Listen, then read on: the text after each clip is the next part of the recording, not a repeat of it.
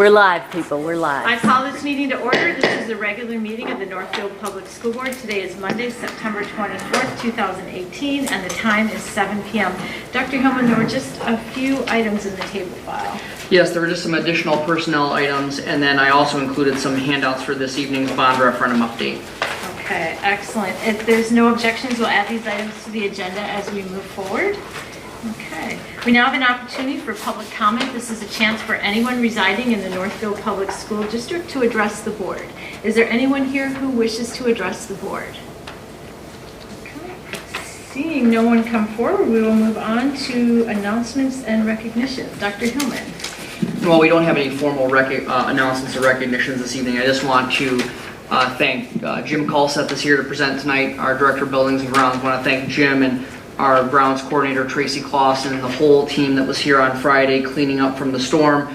The damage that we had, thankfully there was very limited damage to our facilities. Our buildings appear to be in good order. You may have noticed the tennis wall outside that had gotten pushed into the fence, or a couple of other fencing issues. A lot of down trees, 13 trees at Sibley alone that were down. And I think Jim said he got the last wood chipper in Rice County, which really became very helpful on Friday. So just, really thankful to our buildings and grounds crew who worked really hard on Friday, and then again this week to just make sure we're getting all of the stuff cleaned up that needs to get cleaned up. And then just a huge shout out to our students. I'm sure many of you saw the Care 11 news piece on our cross country team and other students who were out at a farm outside of town helping them clean up. And then Saturday morning, instead of having a film review, Coach Sullivan had the football team divide into squads and go out to help people in the community based upon information from Northfield Shares and some other folks. So, while we had to cancel school on Friday, there just wasn't a way. We didn't know what we didn't know until the sun came up.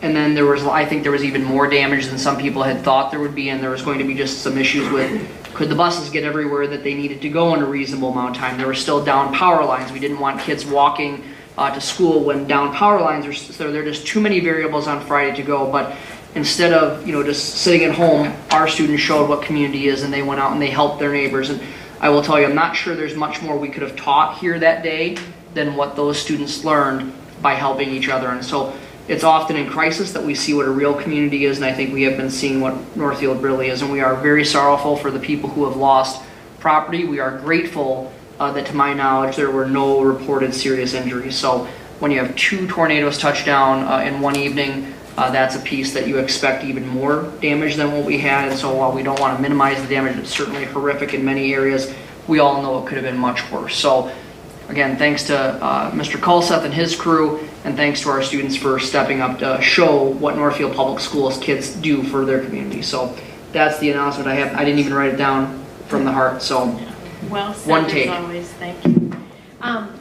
Excellent, thank you, and certainly the board echoes your sentiments, and it is great to have Jim here tonight so we can look at you in the eye and say thank you very much, because it was a yeoman's effort, and we'll try to move on with the meeting so you can go home and go to bed.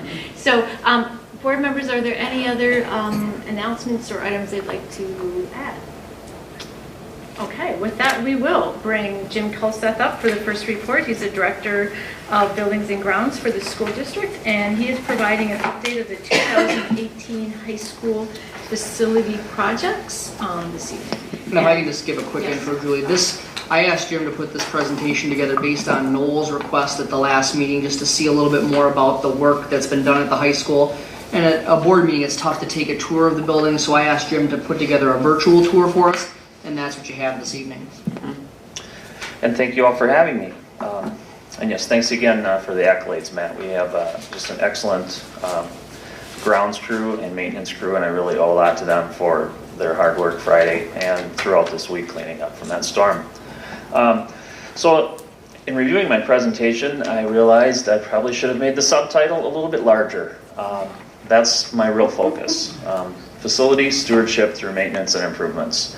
After the failed bond referendum last year, it was there had been some comment about, well, now what do we do with the high school? Where is that line? What do we do? What do we not do? Do we do anything?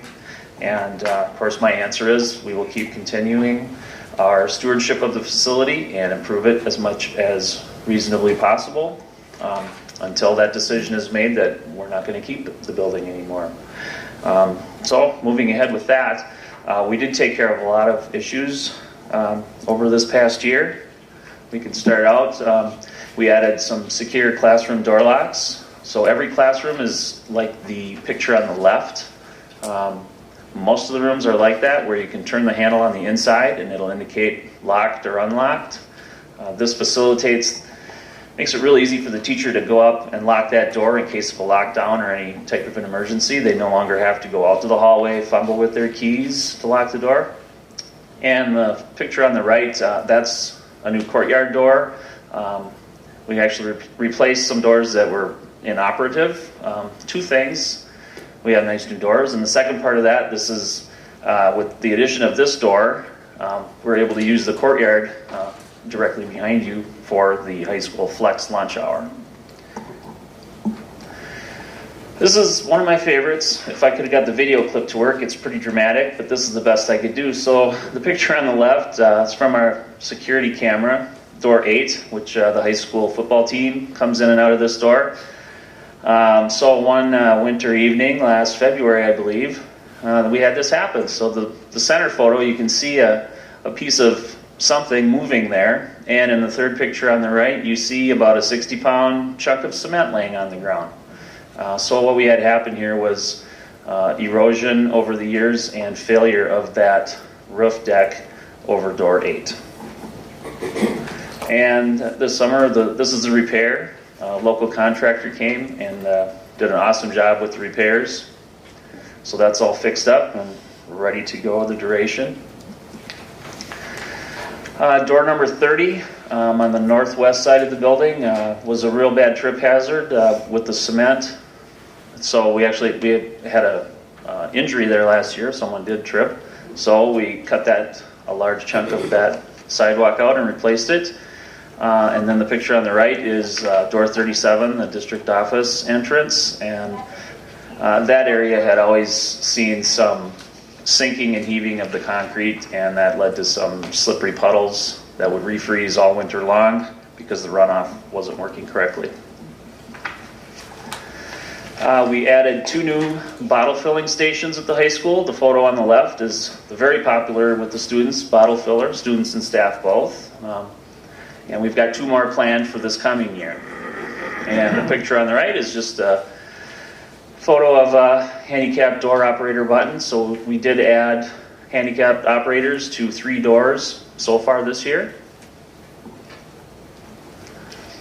This is a fun project that we got involved with this summer. Picture on the left is S-wing hallway, and you see the locker bank that's been there since the building was new.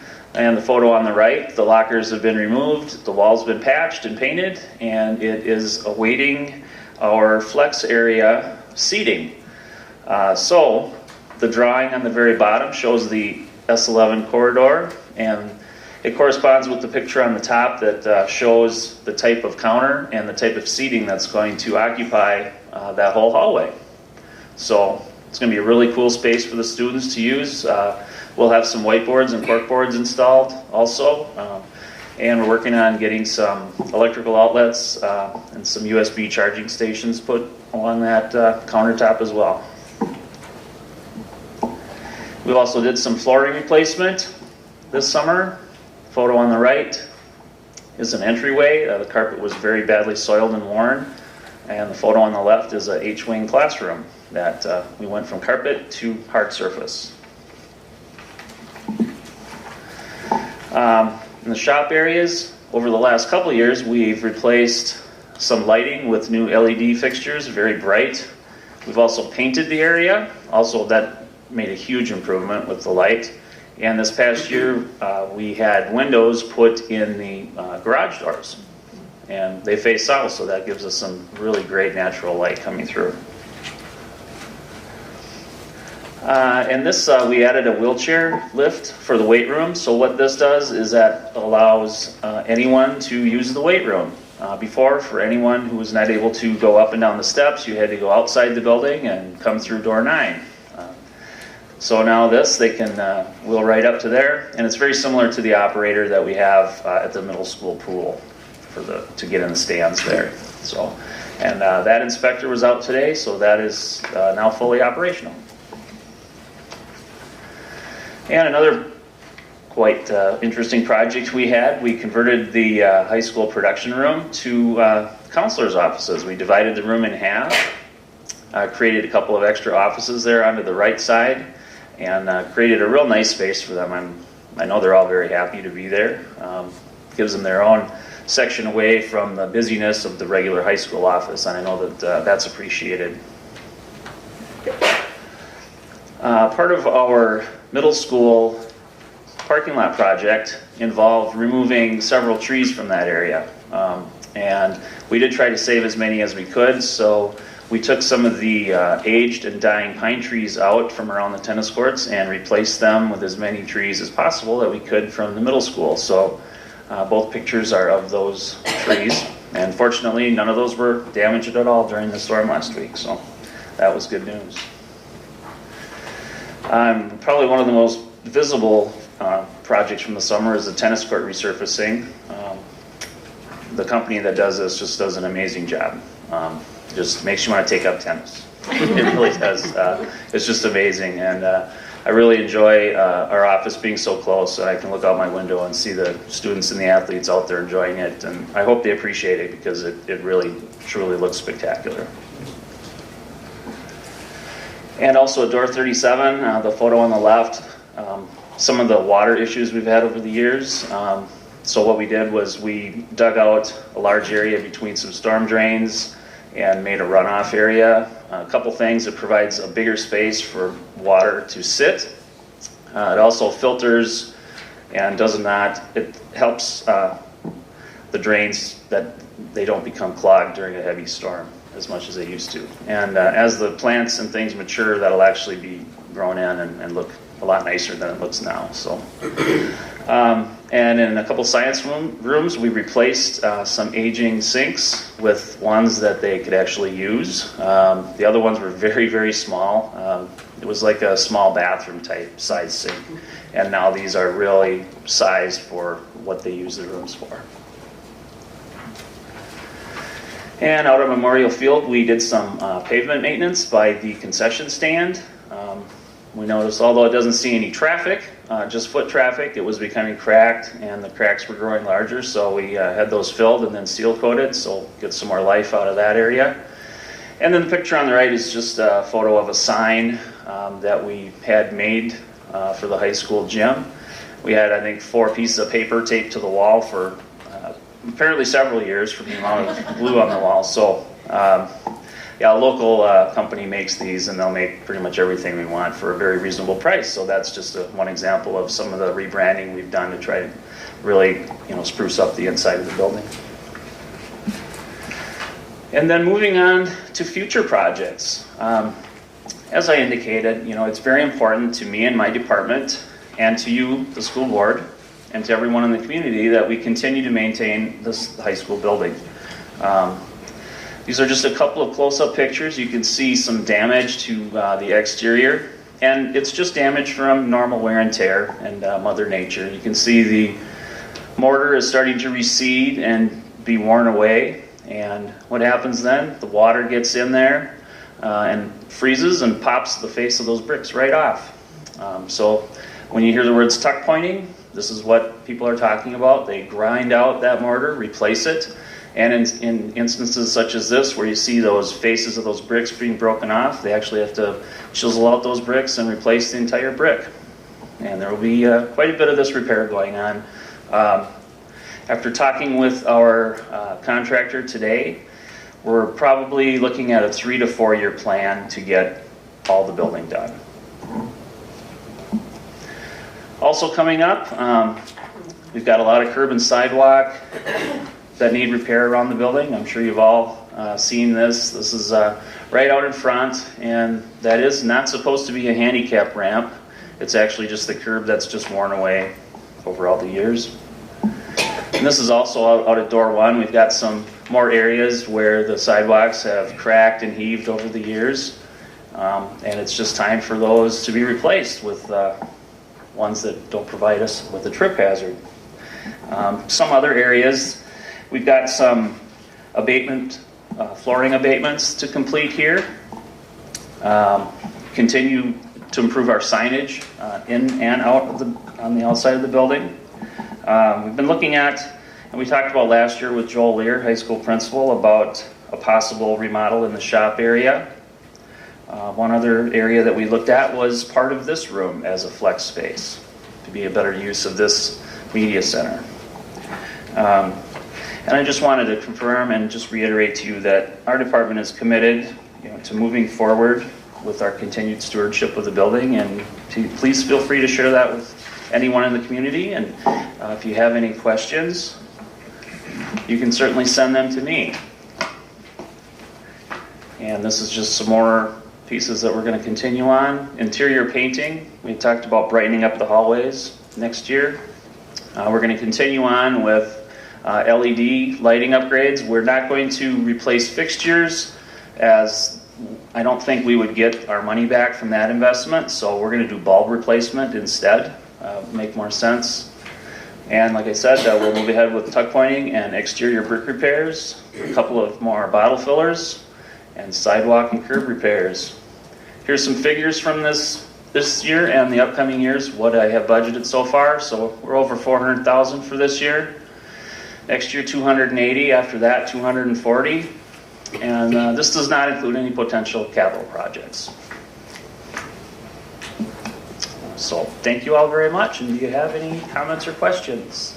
Excellent presentation. Thank you, Jim. Questions? Amy? I have a couple questions. I'm just wondering about with the tuck pointing and when you have to pull the bricks out and replace them. Is it difficult to match the bricks, or are they kind of a standard brick? Sometimes it can be difficult to match. We did some brickwork at Greenville this summer, and actually most of our summer was spent locating the best, closest match to those bricks as we could find. So there's always something close. Unfortunately, even when you have the part number and you can get the absolute correct replacement, different batches have different shades, and of course natural erosion and UV change the colors of things, so they will be as close as possible. Yeah, I would think that would be a challenge, especially with old bricks. So. Yep, it sometimes is. Yep, absolutely. And my second question was, I love the flex space idea, and it's fun to see how that will work, but I'm wondering what the impact of removing the lockers is, and whether we had extra lockers. Those look like nice lockers, and they were. I mean, they weren't terrible, and they were built, bulletproof, as many things, built in the 60s were built for duration.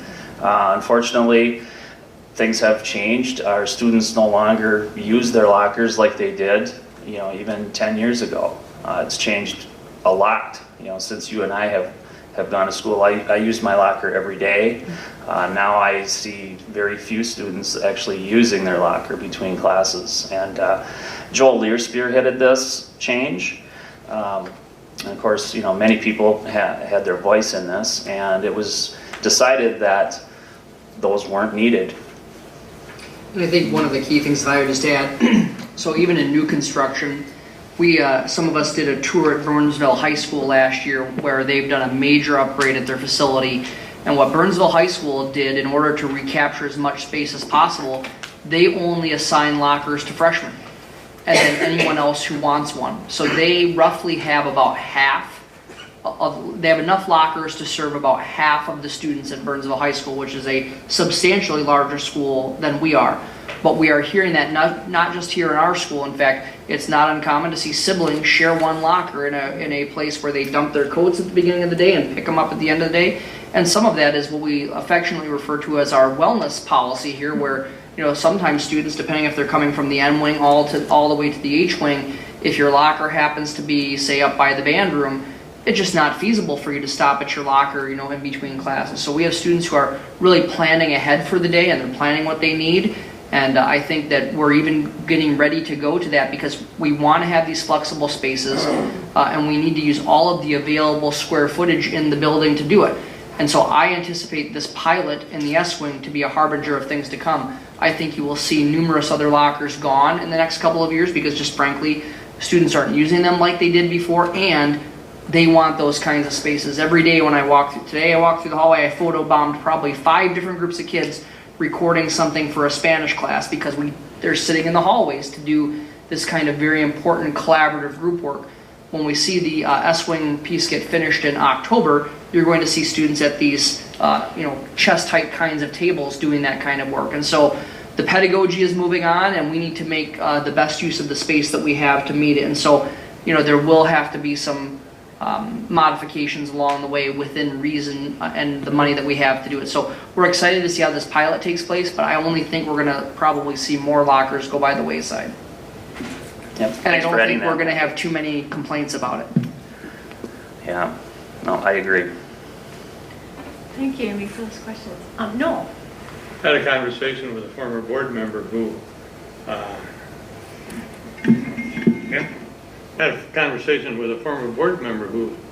whose daughter, I think, was a 9th grader, and weighed the backpack, and with all the books and everything, it was like 32 pounds. And she said, that's quite a load for my 9th grade daughter, who probably weighs 80 pounds at best. And I said, well, what's happening? She says, well, now my granddaughter has an iPad, and everything that she needs is on the iPad, and which explains why the lockers don't have the value that they did a generation ago. And it's difficult for people to understand that the iPad will replace 40 pounds of books. Mm-hmm. Yeah, very true. Other questions? Ellen? So I had a couple. First, it was a great presentation. I love how you include the pictures. So even if we aren't in the space now, the next time we walk through it, we'll remember. So my first one was going off of what Amy's question was on the flex space.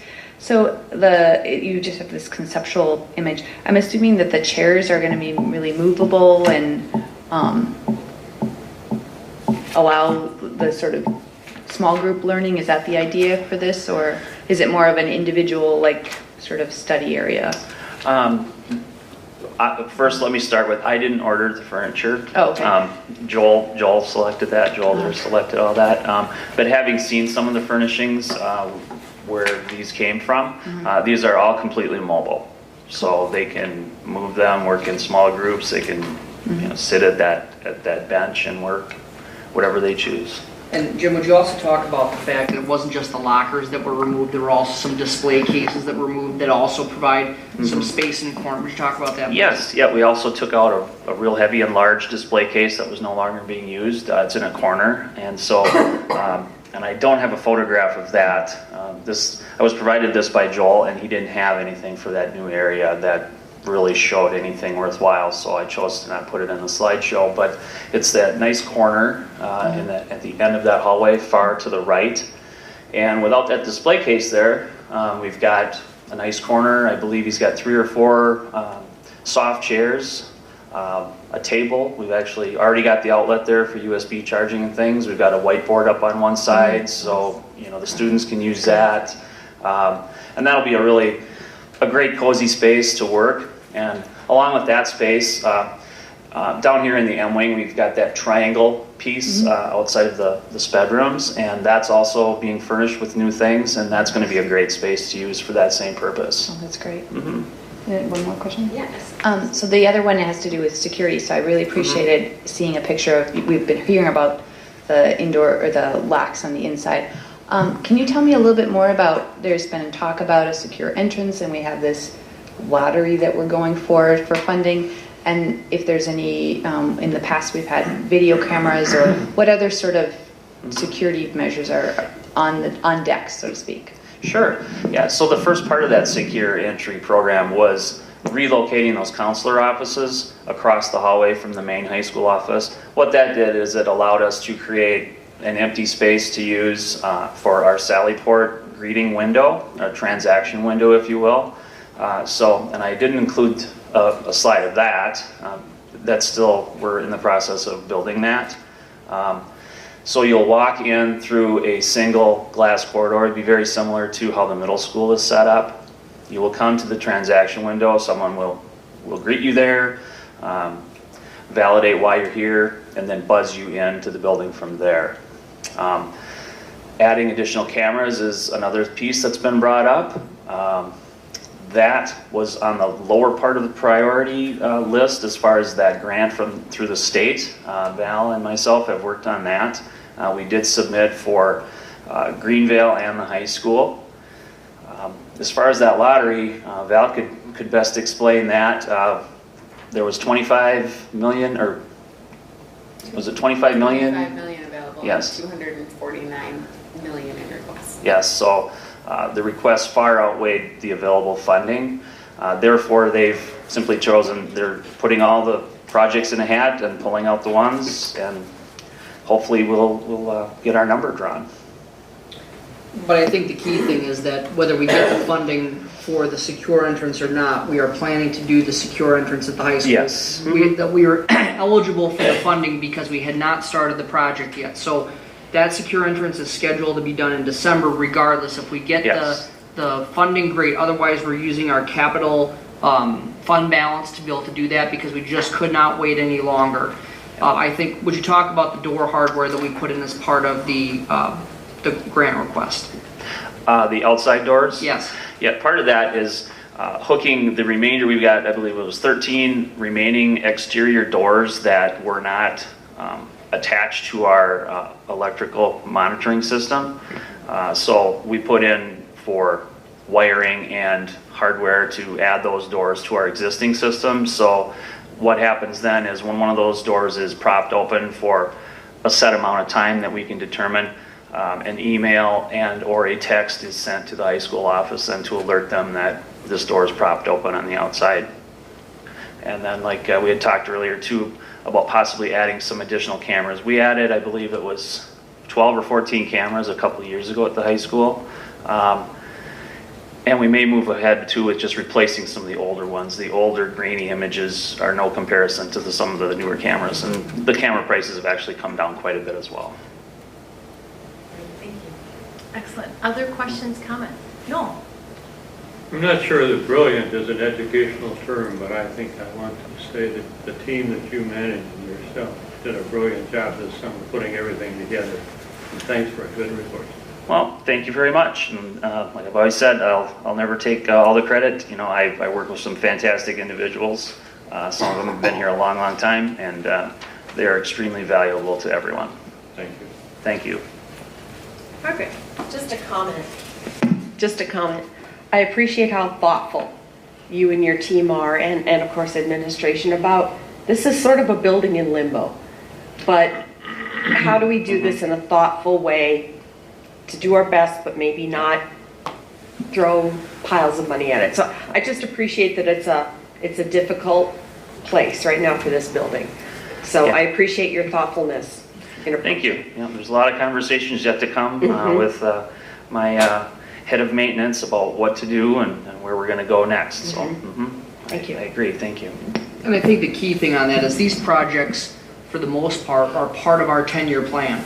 So if you remember, we're required by the state of Minnesota to have a 10-year plan for the maintenance and upkeep of the facility. So, you know, in terms of when the ambitious bond referendum did not go last November, it isn't as if these things were dreamed up. These were the next projects up on the list. And so why would anyone trust us with something different if we don't take care of what we have? And so the things that we're doing, you know, are to make sure that the community's investment is solid for years to come. It's intended to support our students' education by trying to make the spaces that were designed for the Cold War to be upgraded so that we can be taking it to the next level in terms of the challenges that await us that we don't even know exist yet. So, you know, we're doing the best that we have with what we are able to do right now, and I think the key thing is we will not stop putting money into the facility. I know that we've had some people who have said, well, you know, will the district just let the building go? That will not happen under my watch or Jim's watch. We will not do that. That is not right. It is not respectful. It is not responsible. And so what you saw tonight, almost $500,000 worth of investments in a building this summer. And when Jim says $280,000 next year and $240,000 the year after, those are just the projects that we can fund from the long-term facilities maintenance revenue program. That does not include any projects that we could fund from the annual competitive capital project piece where all buildings in the district compete for some of the funding based upon priorities that Val and I work through and set according to the strategic plan. So the key thing is that's the the base level of what we're going to put into it. So the key message we want to the community is that we are taking care of what has been entrusted to us. And we're also making it, we're upgrading it in a manner that will help prepare our students for their future in terms of what we have available to us. It's not as ideal as we'd like, but we are making the best of what we have and we're doing what we can with what we have and some, what I would call reasonable upgrades. The final piece is I think the things that Jim shared about security tonight, Ellen asked about security, they are part of our common sense security solutions approach. Our buildings will be maintained as warm and welcoming environments. They will not become prison-like under our watch, but there are reasonable things and there are common sense things that we can do to provide the security while also maintaining that welcoming environment. The things that you heard tonight are not exciting. There aren't going to be any trade show magazine articles about them, but they keep people in this building safer than they were without them. And that's the kind of thing that we're going to do because we care about these people here very much. And we're going to do everything we can within reason to make it a place where they're proud to come to, that they feel safe and welcome all at the same time. So, there you go. Excellent. You could not say it better. Thank you. So any other final comments or questions from board members? Okay. Thank you, Jim, very much. And get some rest. Thanks. Okay. Second item for discussion is review and comment from the work we need, the Minnesota Department of Ed as we move forward towards the bond referendum. So Dr. Hillman.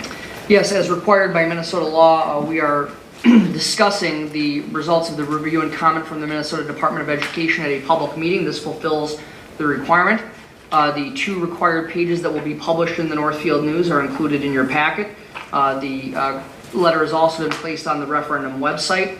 And so as you see, this is from the Department of Education, signed by the Commissioner. It is basically an overview of the project that we are proposing before the voters in November. And the big thing is on the last page, in which the projects receive a positive review and comment from the department. There is no higher designation that can be received. It means that we're eligible for all the equalization and all the other kinds of things that come from the state if the project is approved. So I am pleased to report to you that we have received the positive review and comment.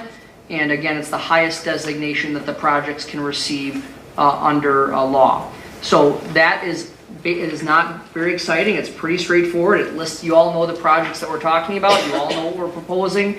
And it's just simply listed there. And they have said, yes, this is a positive project, and they've given us that highest designation. So with that, we've discussed it at a public meeting, and that complies with the law. I'd be happy to stand for any questions that people have at this time. Excellent. Thank you for the overview. Amy. Could you explain debt service equalization a little bit and what that means to me and the taxpayers of Northfield? We love talking about debt service equalization. I'm going to ask Val to turn her microphone on to help me out with it. Essentially what debt service equalization, the philosophy behind it is that your zip code determines how much a local property taxpayer has to contribute to its local school.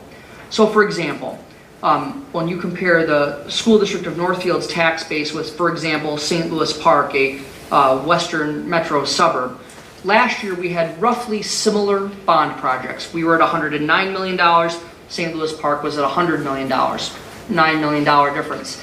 Yet the taxpayers in St. Louis Park would have paid roughly half of what our taxpayers would have paid because they have a broader business tax base to spread it over. We do not have that same luxury. So what the legislature has tried to do over the years is they have tried to build in a formula that allows local communities that don't have that same level of tax base to provide property tax relief for lower property wealth districts like Northfield. And so essentially it's the state coming in and trying to make it a little bit more fair so that you don't have one community that has to pay substantially more for a similar amount of project dollars than another. So I will ask Val to correct me and or say that I'm right, and now I'm feeling pressure because Jeff Seeley from Ellers is here, and so. It was the perfect night for this question. Yes. We can just punt it off on Jeff. No, I think you explained it very well. I don't have any further comments unless anyone has a follow-up question. Follow-up questions, board members. Amy. I guess it's still me, so that means, how does that work for me, the taxpayer? So in theory, what debt service equalization should do is it should reduce the burden on our local property taxpayers by the state essentially paying a portion of the property taxes for a school district bond project or operating levy. Do they pay that directly to the school district, or is that refunded in our property taxes? Val? So that's part of our levy calculation. So the number that I'm going to present shortly for our debt service levy would include that calculation. So we would just be levying less Okay. and getting the money from the state through our state aid payments. Thank you. Yep. Other board members' questions? I think it's important to note that, as a member of Schools for Equity and Education, every year at the legislature, we are advocating for more debt service equalization because the current system is unfair, and there are winners and there are losers, and we are a district that is punished. Our property taxpayers step to the plate and pay more because they value a strong public education system, and so we are an active member of Schools for Equity and Education. We are promoting the fact that debt service equalization is important to make sure that regardless of your zip code, students have a similar access. Something I think is really good to look at if you've not seen it before is the Capital Pizza video that Schools for Equity has produced. It's on their website. It's one of the best descriptions of how disparate property taxes can be and what school districts get for their property taxes in Minnesota. Maybe as we move forward, it'd be a good time to show that to the board again, because I think some people are new. It's a wonderful anecdote about why we need equalization in that way. Great question, Amy, thank you. So any other questions on review and comment from MBE? I just had one comment, and it really, so when we talk about, what this bond proposal is about, certainly one of the focus areas that we know that our community is concerned with is school security. And while we have in the Bridgewater Elementary piece the school security as a separate item, you really could look at the Sibley edition and say that that includes security. It's not delineated there, but a portion of that almost $4 million is really some security measures as well, correct? Yeah, I would actually argue that in the Greenvale Park Elementary, in terms of the updating to the early childhood center, there'd be some pieces in there under the new construction component that would be security related.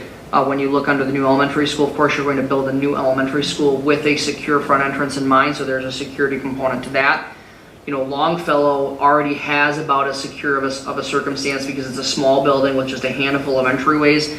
That already has the secure entrance. As we've said at Sibley, the addition of a cafeteria and a loading dock would eliminate the necessity for vendors to be traipsing through the building. And again, we trust our vendors, but it's still, that's another person that we have not vetted to be in the building. So now they could drop it off at the loading dock and move forward. So again, there's a security piece to there. And of course, the most visible one is the new front office at the front of the Bridgewater building, because that would create the secure entrance there as well. So nearly everyone, with the exception of the Longfellow, there's just not much more we can do. It's a bomb shelter, so it's pretty secure as it is. Plus, it's had all the secure pieces added to the entrances. But every other project has an element of security in it. We specifically called out, because of the nature of the construction at Bridgewater, we called it a secure entrance.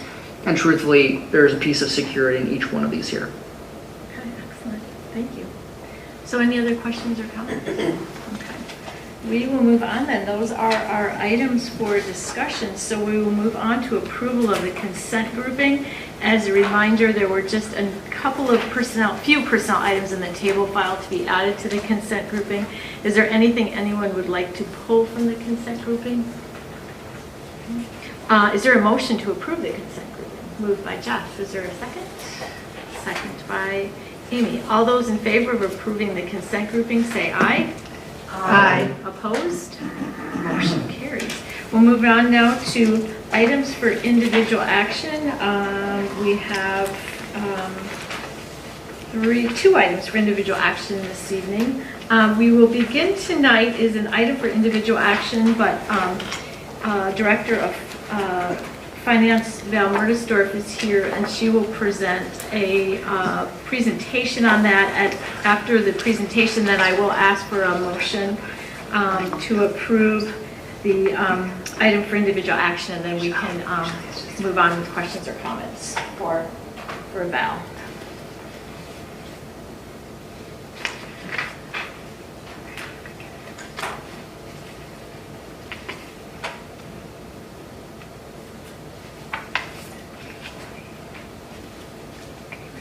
hit the refresh button.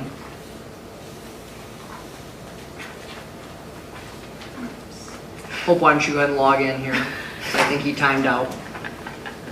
So while we're watching them log in here, we can certainly just give the introduction as to what we're talking about here tonight. It's the annual property tax preliminary approval, and Val can start discussing it while we are getting the presentation up. Sure. It's So the danger of timing out. yes. So tonight I'm presenting our 2018 payable 2019 preliminary levy certification. This is a process that we go through every year. We input some data for the state, and the state runs basically all of our voter approved and state authorized levies. Thank you. All right. So we are required to do this every year and talk about what's included in the levy and how it's utilized. So I'm going to go through that.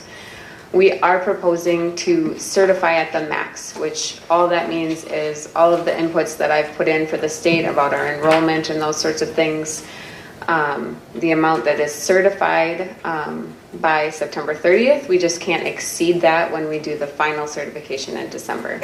We can choose to under levy items between now and then, but certifying at the max gives us the most flexibility, and that has been our standard practice for the last several years.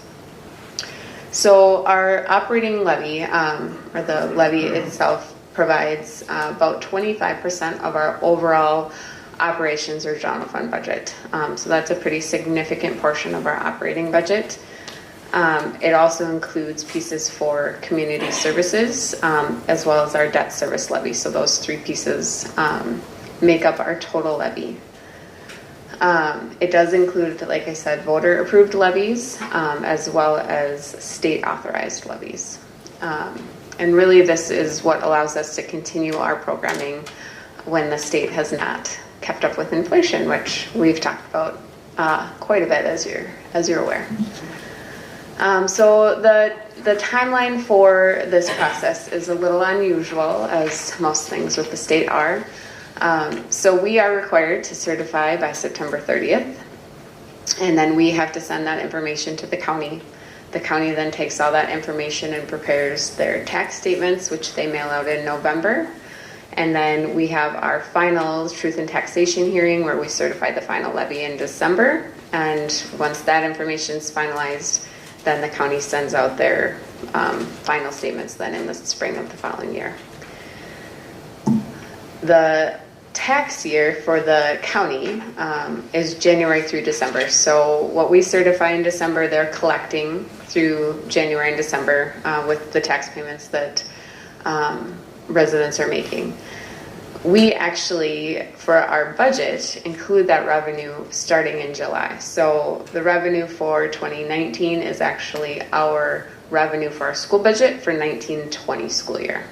So just a little bit of a shift because of the way the fiscal years work between a county and a school district.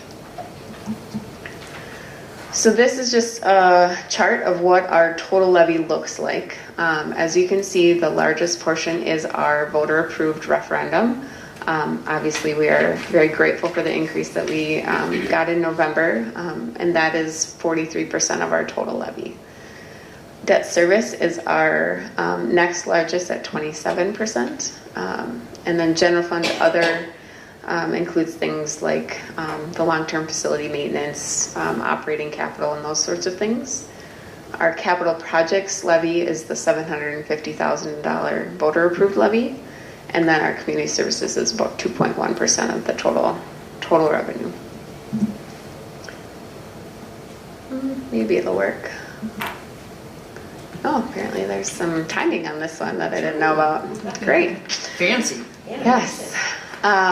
So this gives you some breakouts just in a couple different ways that we're required to talk about. So the first chart is breaking it out by fund. So general fund, community services, and the debt service. Obviously the general fund is our largest. You can see it's about a $500,000 increase over our Pay 18 certified levy. This is primarily due to our increased enrollment.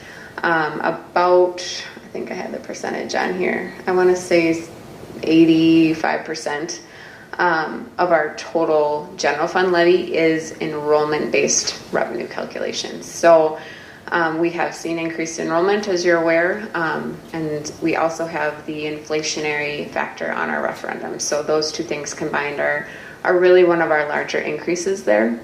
The LTFM revenue is also enrollment-based. That is not, we're not seeing that phased in 3-year increase. We're at the max we're getting, but with the student increase, that does increase it slightly. So that's the biggest change with the general fund. The community services saw a small decline. Theirs can fluctuate from year to year depending on their calculations. And then debt service, again, we've tried to keep our debt service pretty level for our taxpayers so they don't see those large swings from year to year with their what they're required to pay. So overall, it's a total of about a 2.7% increase, which is pretty reasonable and comparable to what we've seen historically.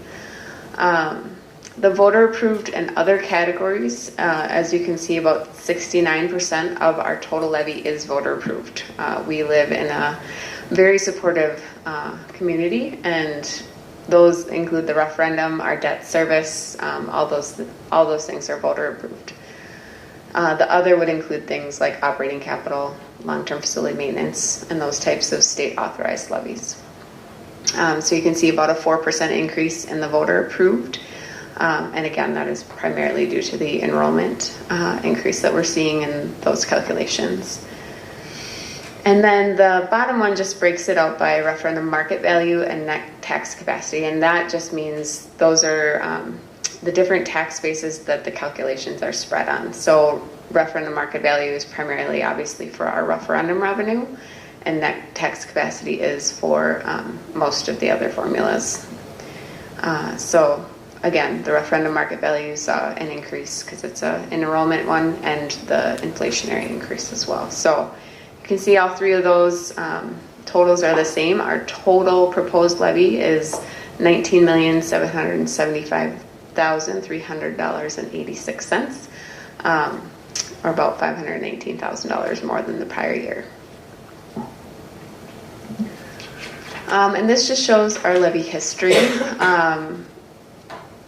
The percent change on the bottom is really what I like to look at. There's obviously fluctuations between the different funds from year to year, but overall, obviously our pay 18 is the outlier, and that is directly related to the increased operating levy that passed in November last year.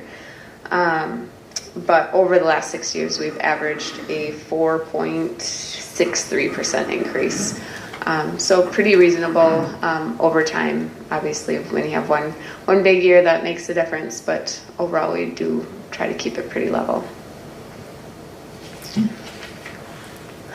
So most notable changes, obviously increased enrollment. The referendum and the local optional revenue are the two of that, and the long-term facility maintenance that are really enrollment driven.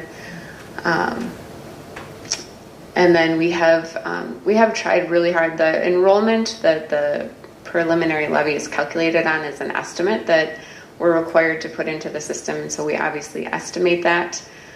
We've been trying to tighten that up so we don't see large adjustments. The state can come back for 3 years after the fact and adjust to make sure we're getting the appropriate amount, whether that's positive or negative.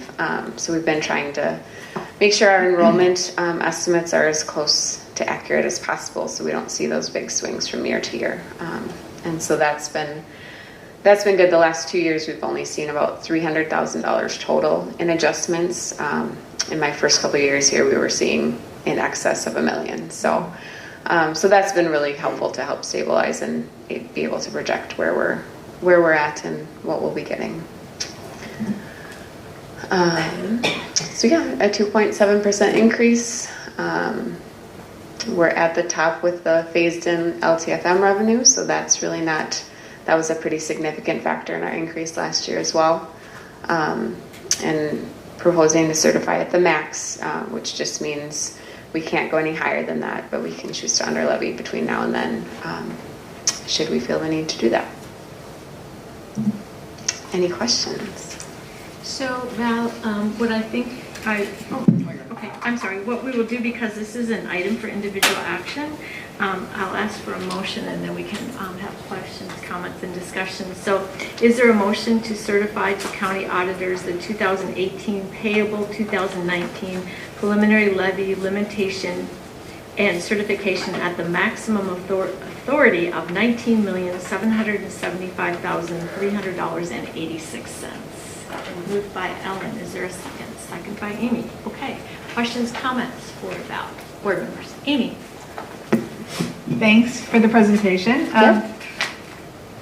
So if I was a taxpayer looking at that 2.7 amount, how would that, I mean, it wouldn't necessarily mean 2.7% increase in my own taxes. So I was just wondering if you could address from a taxpayer's perspective what it might, how it might impact.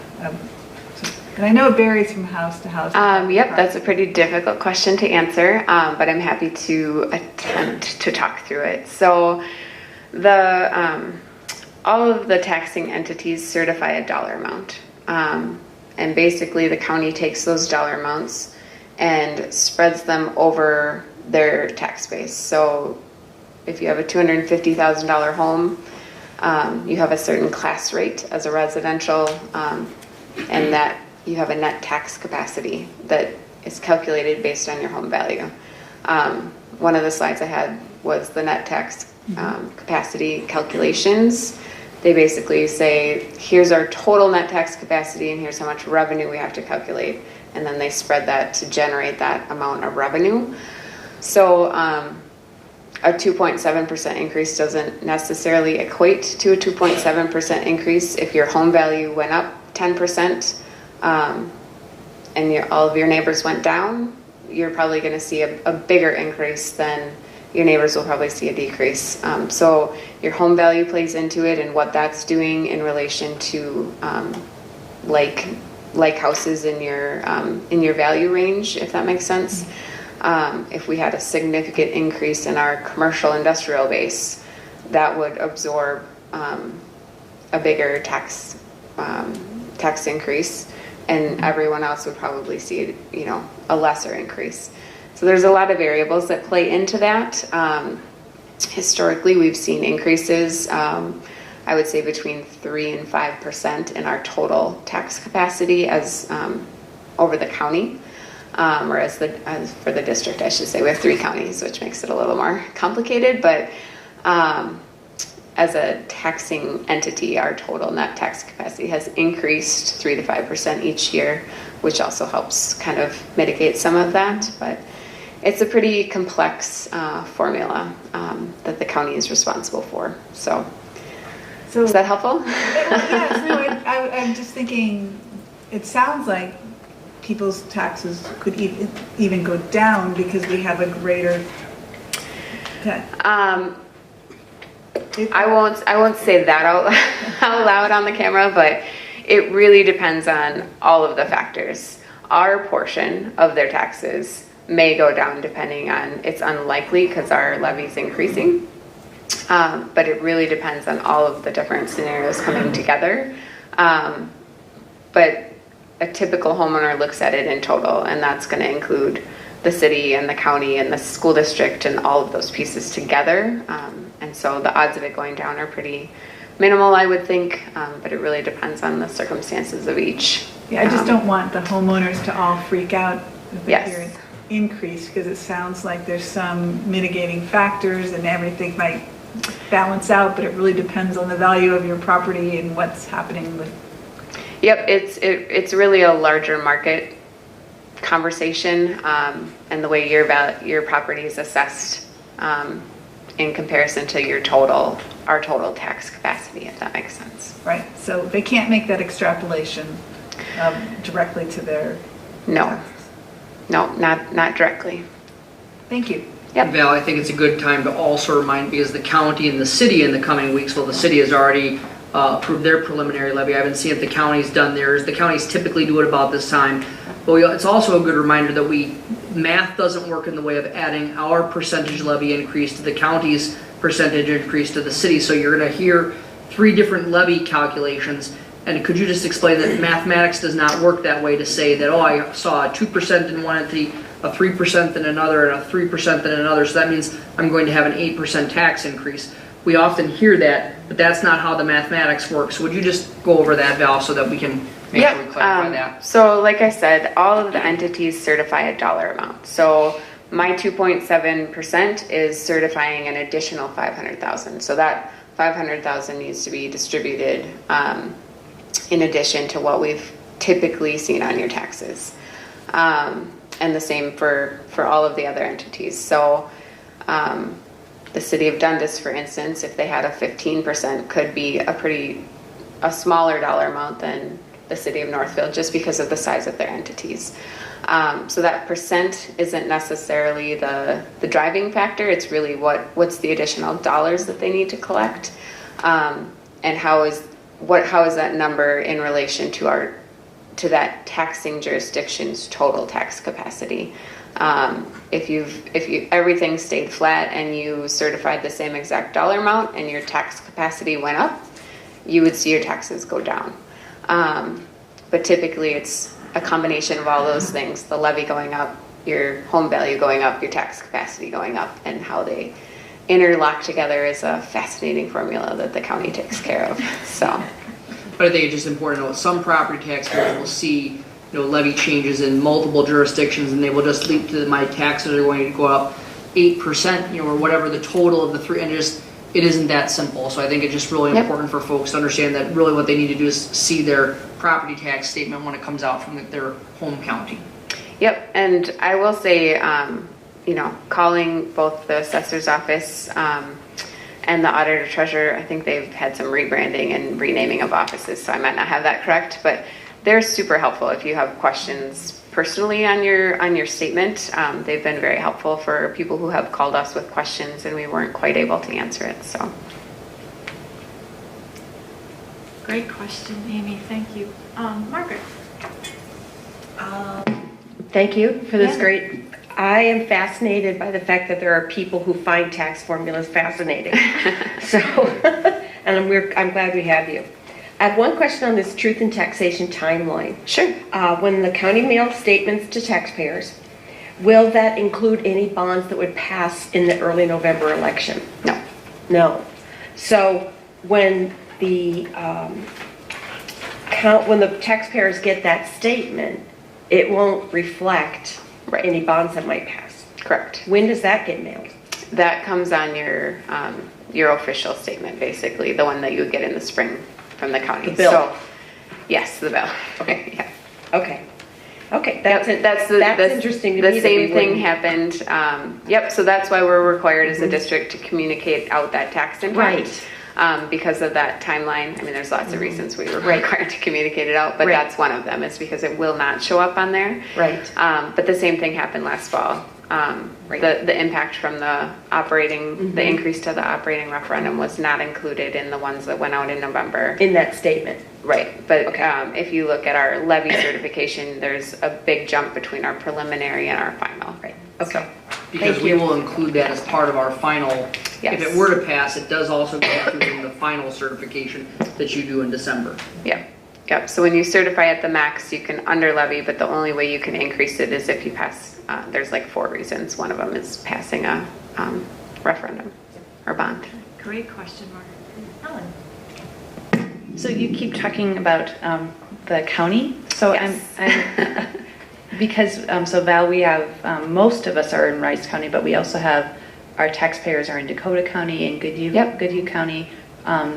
So do we have how does that relate to what your job is in terms of thinking about the levy? Is it knowing that we have a smaller number that are in different counties? That's a good question. I don't have the percentage off the top of my head, but the vast majority of our levy is in Rice County.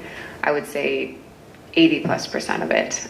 So the amount that Dakota County levies is very, very small in comparison to all of their jurisdictions. And it only applies to our taxing jurisdiction. So, so when we're talking about, we look at it in total dollars, not necessarily by county. But the questions that I've gotten 9 times out of 10 are from Rice County, just because of the way the demographics work here. So I can't say that I've necessarily taken it into consideration how it works with the counties. The percentages are really driven based on the residential, the county boundaries and how that works. So we look at it more in totality, if that makes sense. Thanks. Great. Other questions or comments? No. Okay. So we have a motion and a second regarding the preliminary levy limitation and certification. So is there, all in favor, say aye. Aye. Opposed? Motion carries. Okay. Our second item for individual action is the resolution for the sale of the general obligation school building refunding bonds. Is there a presentation or? I think Val is just going to talk through this, Okay. and Jeff Seeley is going to come to the microphone to help us out with it. So why don't we do the same approach? We'll have Val, and we welcome Jeff Seeley from Ellers and Associates, who's been here on numerous occasions. It's always great to see Jeff. So they will present it, and then I will ask for a motion, motion for the item for individual action prior to questions. So again, welcome Val and Jeff. Thank you. So we work with Ellers Incorporated, our financial advisor, and they do an excellent job managing our debt and watching for opportunities to refund bonds. So what is in front of you tonight is the opportunity to basically refund some existing bonds and get a better interest rate and save some money for our taxpayers. I think the estimate's about $180,000, $177,000, somewhere in that range. And so the resolution is really just authorizing administration and mostly Ellers to sell bonds and just kind of pay off the old ones and do the new ones and save some money for our debt service levy. So that was a really fast summary. If you would like to add anything that's a little more specific and technical. All right, well, thank you for having me. It's always a pleasure to be here. And I must say, Val is a tax expert. I was thinking, wow, that's a pretty good explanation on how the taxes work there. So, Don't get any ideas, Jeff. yeah, that thought crossed my mind. She was quite an addition to Ellers, but I wasn't going to bring it up, but you did. All right, so in front of you, you have a resolution that authorizes the sale of the bonds and enrollment in the State Credit Enhancement Program. The State Credit Enhancement Program is simply the state backing your bonds. Now, these bonds are refunding bonds. So what the state would do is if there's ever a default, they would step in. What that does is it lowers the risk to investors and it lowers the interest rate because it's a safe investment. Now, simply put, a refunding is the term that you use for bonds. Refinancing is an equivalent term you might use for a loan or a mortgage. In your packet, you do have what we call a pre-sale report, and there's a narrative explaining it and some documents. I'm going to just highlight a few things. So first of all, whenever you're doing a refunding or refinancing, keep in mind the potential for savings grows with the duration or the term. So longer the term, think about a mortgage. If you have a lot of years left, the potential for the dollar savings growing is higher, or if you have a large amount to refund. So the longer the term, the higher the amount, the greater potential. This is a 3-year refunding, and dollar-wise, it's rather small because you've refunded this already. So you got the majority of savings back when you refunded this. So these are refunding 3 maturities, or principal payments as you might call them, 2020 through 2022 of your school building refunding bonds issued in 2010. Okay, now those have a 4% interest rate. We're estimating about 1.9 to 2.10, so it's estimated just shy of $180,000, which is about $59,000 a year. Direct savings to the taxpayers. This is not funds that the school has that they can spend on things. This is a savings to the taxpayers. We are going to get them rated, and we're going to work with Standard & Poor's. Standard & Poor's, you'll have 2 ratings. One will be the State Credit Enhancement Program, and that's AAA, carries a state rating. And one will be your own rating. You currently have a AA+, which is a very high rating. Congratulations. So it's the higher the rating, the lower the risk, the better your interest rate. We'll do competitive bids to get the best deal for you. And you will, when you receive the proceeds, you will invest them until the call date of February 1. Those investments will also be used to help offset this, the cost. Now, looking at future refundings, you have 2 more years before you have an opportunity for current refunding, and you have the 2011 school building refunding bonds and the 2012 alt facilities. So you have 2 of them. Again, they're going to be shorter term, lower amounts, but you will have an opportunity in 2 years. The timeline you're authorizing tonight. We'll take bids October 22nd, bring those to you, and you will have an award resolution then, so you'll award the sale. The closing date is when the money will be transferred on November 15th, and the district will then have control of it. You'll invest it, and then by February 1, usually a couple days before, you have to wire those funds out. The savings are about $178,000, about $59,000 a year. Any questions? No, excellent, Jeff. I would really appreciate the executive summary that you always provide with us, because it really helps us to understand, and then the level of detail obviously you provide as well. Amy, you have a question? Oh, I'm sorry. Thank you, Ellen. Here I just went through what we're going to do, and now I didn't do it. Okay, so prior to questions and comments, since it is an item for individual action, it will be a resolution roll call vote, but is there a motion to approve the resolution providing for the sale of general obligation school building refunding bonds, Series 2018A, and convening and obligating the district to be bound by and to use the provisions of Minnesota State Statute Section 126C55 to guarantee the payment of the principal and interest on the bonds as presented? Moved by Margaret. Is there a second? Second by Rob. Okay, I'm sorry. Questions and comments? Amy. Thank you for coming here and speaking with us tonight. I just have a question on how the numbers work out. Specifically, the amount of principal that we're refunding seems to be $45,000 less than the.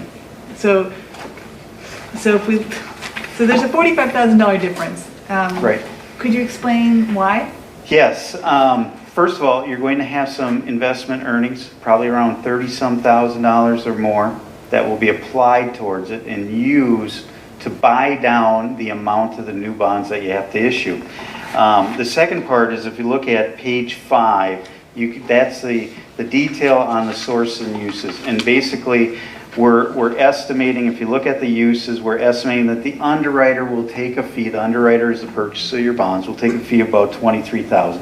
Now, these will all be determined on sale day. These are estimates. And the cost of issuance is about $34,000. That pays for us, the bond attorney, the rating agency, and so forth. I'm sorry, is that $54,000? So you can see the deposit to the what's the current refunding fund is $7,636,000. That's how much you need to actually refund the bonds. So that's how we size those bonds. We take the amount that you need to actually refund them, and then figure out how much in bonds plus the investment earnings in order to pay for that. I'm going to try to repeat this back to you. Okay. So we take the amount that's still due on the bonds, and then we add in the amount to refund them that gets paid to the underwriter and the cost of issuance. Yes. And then we subtract the amount that we're getting because we're investing those bonds before we have to pay them back. So we get, and that's how you end up with the amount. You got it. All right, thank you, I understand. Ellen. So I just have a point of clarification, and Val, you may need this. I don't know if I don't want to put Ellers in an uncomfortable position, but one of the things that we get asked when we're looking at bond elections is for what's, we know you're asking for 41 million, but what is it really going to cost? And part of the reason that's a little more complicated is because we do things like this. We watch for these opportunities to save the taxpayers' money. So then over the life of 20 25, 30, whatever our bond election ends up being in the moment, we're continuing to look for these things, and whether it's on those bonds or a different project, it makes it really tricky to try to say, and you can make an estimate based on what you think, but we're always hoping it's going to be less. And you're giving us one more example of why that's the case. Is Right. good point. On a 20-year bond, you will probably have at least 2 opportunities to refund those. This is the second opportunity, which is why it's a smaller one, that you had on the particular bond that we're refunding now. So again, so to predict it, you're right, you're absolutely right. To predict it out through a 20-year term is very difficult. And to predict taxes each year over a 20-year term, because you got valuations increasing and all those things that Val was mentioning will change, it's impossible to predict once you get a few years out, actually. Margaret? Just a comment, I think I say this every meeting. It's because of the excellent financial stewardship of our administration and our finance department that we have this AA+ rating, which is unusual for a public school, that allows us to do this now and then and save money for our taxpayers. So I just really want to give another shout out to Val and to the administration. Well Thank said. you. Yeah, let's keep talking about our bond rating, because it's just, how many schools have a better bond rating than we do, Jeff? I think there's probably less than 5. I was going to say less than 5. She knows exactly. She did answer the question. Yes. Very good. So 3. And we've been told we can never achieve a higher level bond rating because of our tax base. They're just the places that are higher than us, they just have a substantially larger tax base. Right. And I think it's really important to point out that, we take taxes very seriously. We want to make sure that the public is getting an excellent return on its investment in our public schools. And I couldn't, emphasize what Margaret said enough. We are working with Ellers to constantly watch how can we save taxpayers money on this over time. And again, this isn't the kind of thing that makes headlines, right? But it is so important. And while $60,000 a year doesn't sound like a lot, we are not asleep at the switch. We are making sure every time that there's an opportunity to refund, we do. Val, can you remind us how much we have saved the taxpayers over the last decade? $5.6 million. $5.6 million that just by refinancing the debt that we had, we have saved the taxpayers. That is not chump change. So again, we thank Val, who is just always looking at this, and we really appreciate the council of Ellers, because they are the ones who are also looking at the markets, and they're telling us when it is time to make that decision to move forward. So, in fact, tonight's meeting, what's going to be written about in the paper will be the preliminary levy. That's probably what I really hope that we will see something in there about this bond refunding as well, because this is the other side of the coin in terms of how we're managing our finances to make sure that we're getting the public the best deal we possibly can for the best product. Excellent, thank you. So any other questions or comments? Okay, Jeff, thank you. You're welcome. For being here. We always appreciate it. And Val as well, yes, thank you. Thanks. Great questions, board members. So we have a motion and a second. Now, this is a resolution which will call for a roll call vote. So Anita, please. Hurwitz, Aye. Hardy, Aye. Stratmore, Aye. Quinnell, Aye. Colangelo, Aye. Iverson, Aye. Pritchard. Aye. Motion carries. Excellent. So that is concludes our items for individual action. We'll move now to items for information. We have 2 this evening. We'll begin with the bond referendum update. Dr. Hillman. Yes, we just want to provide an update on our informational campaign about our Strong Start Secure Schools bond referendum on November 6th. And what we really want to focus on is that we had our first informational public meeting and tours last Monday on September 17th. I estimate we had approximately 15 citizens there, for that tour and meeting. Some great questions, some great dialogue. Several board members attended. We're grateful for that. We have 3 additional public meetings and tours. They're all at Greenville Park. Again, October 1st. That's a Monday from 7 to 8:30 p.m. It's actually next Monday. October 13th from 10 a.m. to 11:30 a.m. We did place one of these on a Saturday for accessibility of folks who might not be able to get off of work during the week or family issues. October 29th from 7 p.m. to 8:30 p.m. Again, Those are 3 additional public meetings that the school district is holding. We also are doing a number of other presentations to interested parties. And board members have been accompanying me at each of these presentations, and we've been sharing, telling the story. So we've done all 3 elementary PTOs. We presented to the Rotary Club last week. This Wednesday, we'll be presenting to the Chamber of Commerce in conjunction with the annual State of the Schools presentation. We have Community Services Advisory Council set up. We have the Special Education Advisory Council set up. We have an appointment at Kildall Park Point, which is a senior living center on the north side of town, in the neighborhood of the Northfield Retirement Center. We've been contacted by 50 North to do another presentation. We are working with the League of Women Voters and co-locating at Village on the Cannon for a presentation. The list is starting to go on and on. We know what we're going to be doing in October, right? So again, anyone in the public who has an interest in hearing, we have about a 10-minute bond presentation that we can provide and then offer an opportunity for questions that the public might have. We're willing pretty much to go anywhere, any place, anytime. So 507-663-0629 to schedule a slot. We also have a number of publications that are happening. So the website, if you've not been to it, northfieldschools.org/referendum 2018. Some great information there. We also are taking this very seriously. We've intentionally had a compressed informational campaign. We are getting the word out via some informational advertisements on KYMN, the 95.1 and 1080 AM here in Northfield. So we have several people who are just, again, sharing over the airwaves what the bond is and pointing them to the website. As many of you, I'm sure you got your postcard last week that, again, gave you some very salient points about the bond and then pointing people to the website.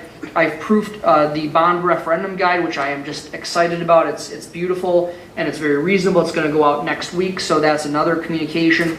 We also plan a letter from the district, even though we're not required to send anything to taxpayers as part of a bond election. It's an interesting facet of the law, but we will still send something to voters, again, with the typical letter explaining things, and then again, another iteration of the property tax impact, so that they're getting it multiple times so that people know what to expect.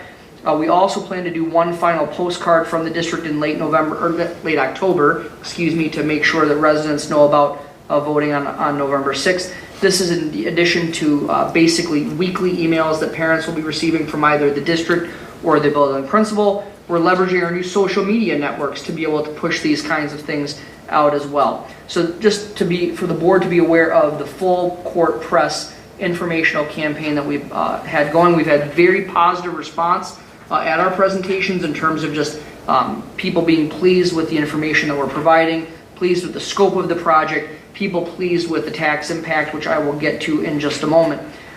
We are following all appropriate election protocols. We've been proofing ballots, we're posting ballots.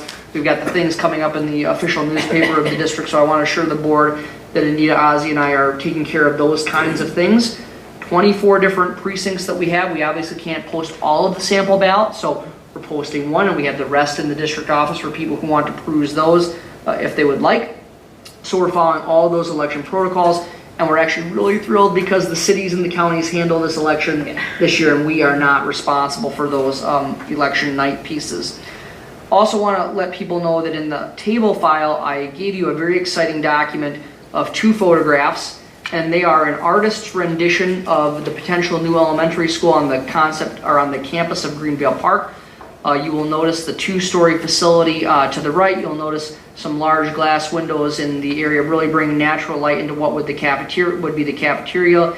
You notice the office on the beginning and the secure entrance right there, gymnasium in the back left, and that's from the street view. Again, a very attractive yet very appropriate and very energy efficient kind of facility. And so if people are asking, well, what about all that glass? Remember, it's an artist's rendition. Number one, it's conceptual, but also remember that glass and glazing the technology has improved tremendously, where it's able to capture heat.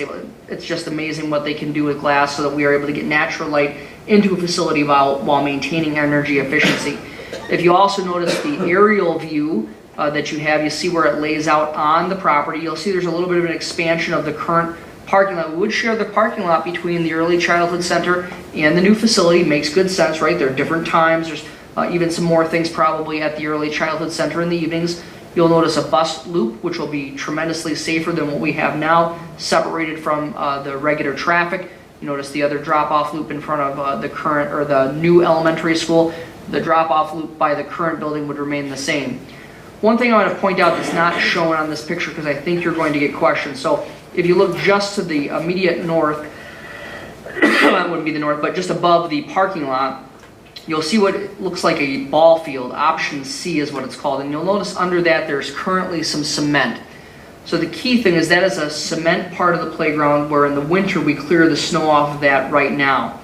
Now, what I want to be really clear about is that we are losing some green space. So we have a lot of green space on that Greenvale Park campus. We are looking at a ball diamond on top of that current cement that's part of the current playground. Now, on the opposite side of the current facility where there's a ball field right now, that would be repurposed as a multi-purpose soccer, lacrosse. We know many people in the neighborhood use the current green space where the footprint of the building will go. And I really just want to assure residents that we're going to recapture space on the other side of the current building towards St. Olaf for that kind of play field. So we just want to make sure people know that we are going to be recapturing space so that we still have those kinds of neighborhood amenities. I know that that's really important to people.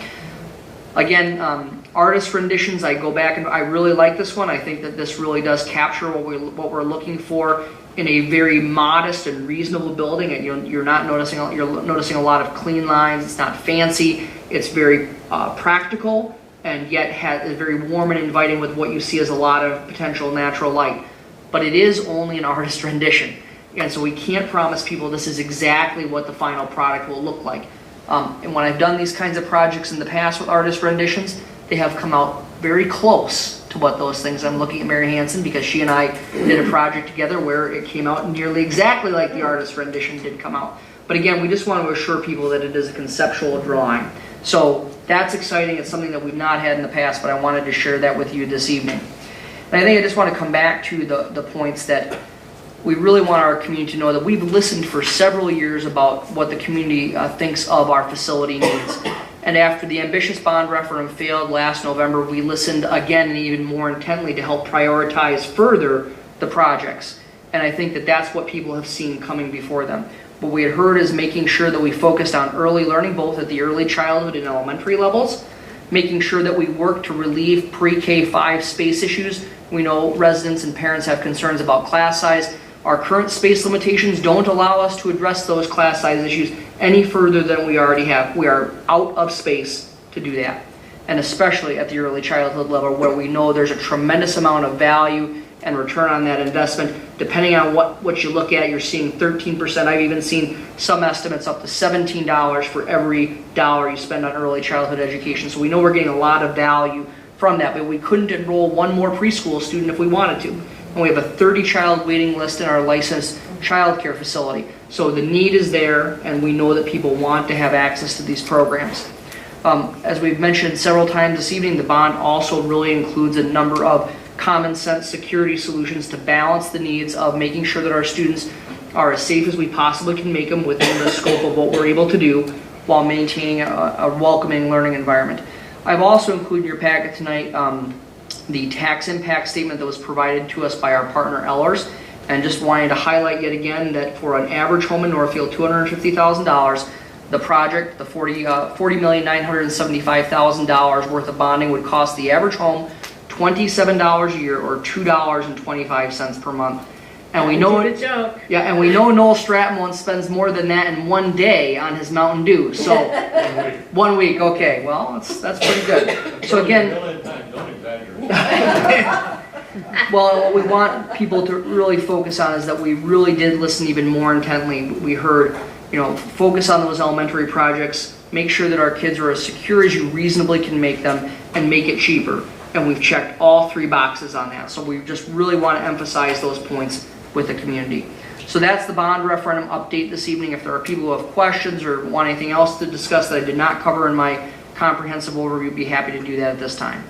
Excellent, thank you. I mean, just you can feel the momentum building as we're really reaching out and giving that informational campaign is out there for the community, and we just hope that people are engaged and pay attention to the information that's landing in their mailbox or over their radio waves, or as they pull up to a Northfield School District school building and see some of the signage, etc. So, questions, comments for Dr. Hillman on bond referendum informational campaign? It's great work. Thank you. Thank you. And thanks It's a to labor Anita, of love. too. We're having a lot of fun, actually. It's great. It is, and Anita, thank you too. Lots of T's to cross and I's to dot, and it's really, really good. So thank you so much. It is our pleasure. Okay, so our next item for information is a draft lease agreement with Farmington Gymnastics Club. Val Murdesdorf, if you have any questions for that, are you giving us a quick overview? Yeah, is that okay? Last page was stapled. Yeah, I Maybe staple stapled files for for the minutes. minutes from the Oh, resolution. Yeah, that was on the last page. So board members want to take a moment to look for that. Yes. I guess we missed that thinking it was a table. Oh, that one. Okay, so has everyone found it? Board members? Okay. Thank you. Sorry for that. No, no confusion. problem. As you're all aware, we were obviously disappointed that we were not able to continue our partnership with the Northfield Gymnastics Club. But once we were notified that they wanted to terminate the lease negotiations, Joel Olson, our new activities director, and myself reached out to neighboring communities just to see what our options were, because we obviously have a season starting in November. So I am proposing, this is obviously just for information tonight, but we will be bringing it back for approval at the next board meeting. Farmington Gymnastics and Cheer has graciously agreed to share their space with us for, it's a flat rate of $10,000. They can, the hours she said were 3 to 6, so after school primetime hours, but she's very willing to be flexible and work with our coaches and students on what their needs may be. She can host all of the competitions and our invitational. For the flat rate, it would be all inclusive. The only additional thing that we would have to do is basically rent bleachers for the 4 or 5 competitions that we would have. So, which is included in there. I have read this 100 times and already found a typo in the copy that I provided you. So the lease term would be November 1st, 2018 to February 28th, 2019. I will fix that for the copy next at the next board meeting. But really, just to provide a little bit of context, this lease costs plus obviously the cost to transport. We would provide transportation for all of the student athletes to and from on a daily basis, just as we do with any other sport that has to go somewhere. But the cost of the lease plus my estimated cost of transportation is actually less than the local club wanted to charge us. So a little unfortunate, but Farmington has been very, very good to work with. So this is what we're proposing for the short term. We will obviously take the next several months to come up with a long-term solution. So. And then Val, just as a point of clarification, the $10,000 is part of our lease levy. That's Yes. not $10,000 coming out of our co-curricular budget. No, the transportation will come out of our, and So that the will lease, be, that's similar to how we lease levy the dome when we Yep. have. Okay. absolutely. And the ice arena. And the ice Yep. arena, right, so it's lease levy. And obviously Yes. the same way we financed the previous contract with the Northfield. Yep. So excellent work, thank you on securing this. Board members' questions, Jeff? What's our long-term solution then, instead of having a farm? We don't have one yet. We'll be working on that over the next couple of months. I think it was really important that we had 2 issues we needed to work on at the same time. The first piece was to make sure we had a location for this coming season, and as soon as that has been taken care of, Mr. Olson and Val will be working together on making sure that we are developing the plan for the longer term. So normally when you complete a lease, you're done for that year. Well, now we've completed the lease and we're already starting to work on next year's lease because we're trying to find a more permanent solution that would be closer to home. Yep. Other questions? Just as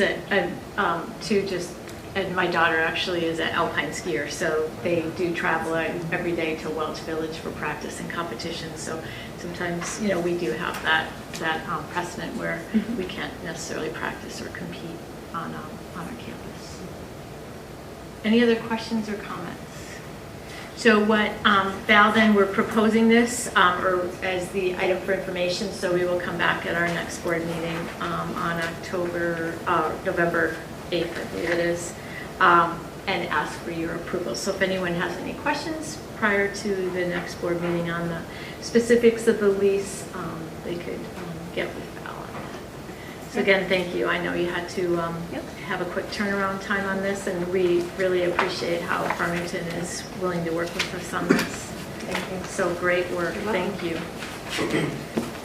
Okay, so those were the two items for individual action, or items for information, excuse me. So future meetings, just, I guess I hadn't looked at this to remember, but Monday, October 8th, 2018 is our next meeting when we will address the lease agreement.